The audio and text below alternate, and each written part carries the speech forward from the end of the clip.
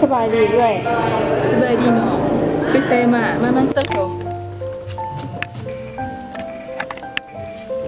ไปจะได้คือมาหอนดี น้องมีปัญหาเรื่องเงินยังไงก็ช่วยบ่ ไปเห็นยัง เพราะว่าส่วนนี้เงินกับทานเอง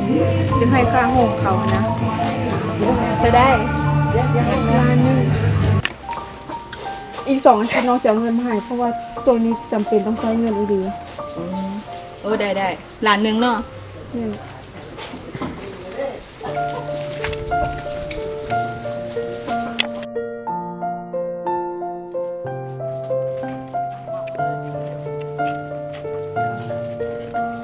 ใจหลายเขาจะน้องกลับกันเด้อเอ่ยขอบใจหลายๆเด้อ เป็นยังนะ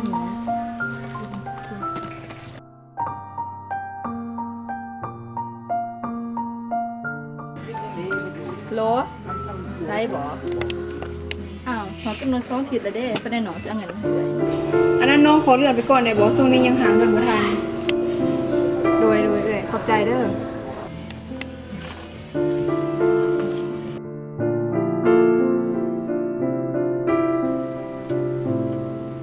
เอาซื้อแถม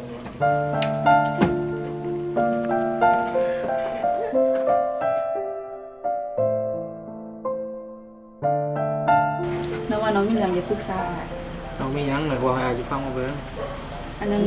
มือนั้นอายบ่อยู่อายไปเวียกน้องเรามีน้องหักน้องให้ไม่ยืนนะว่าสิให้2 อาทิตย์นี้มันไกลมาก2-3 อาทิตย์แล้วยังบ่ทันหากลับโทรหาแล้วก็อาทิตย์หน้าเดือนไปเลย เอาน้องสิจังไดมันก็ต้องโทรหาเราเบิ่งเอาเป็นจังได สันน้องจะลองโทรหาเพิ่นอีกเด้อ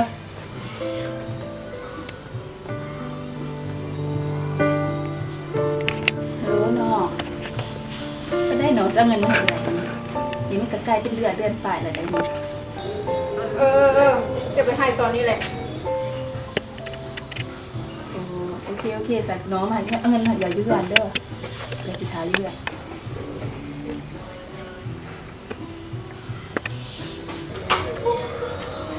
อยากจะไปได้งาน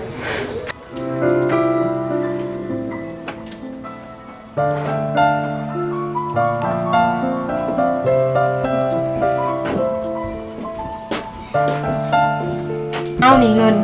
อยากจะมาได้โทรนำเลยอยู่ เอ้าน้องคือบอกแบบนี้ก็ยืมไปน้องไม่สิว่าแน่นี่น้องก็เป็นคนแบบนี้ก็น้องยืมไปน้องไม่สิว่าแน่นี่เป็นหลังคนที่คนแบบบ่มีสัจจะคือจังซี่ยืมก็คือยืมขอก็คือขอที่น้องคันเอื้อยฮู้ว่าน้องเป็นคนแน่นี่เอื้อยบ่ให้น้องยืมแล้ว I guess you can't be alone, not even for one day. So say hello to your fake friends. Say hello. You hit me up in the middle of the night, but we haven't talked all day. You tell me I'm out of my. เติมชม บ่ได้บ่น่ะสิฮู้หมูนะ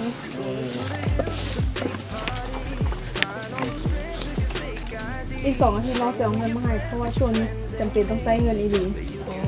ได้ Say hello to your fake friends. อ้าวน้องก็บอกแบบนี้เงินสนีเนี่ยเอื้อยให้น้องก็ได้อยู่ ฮะ อ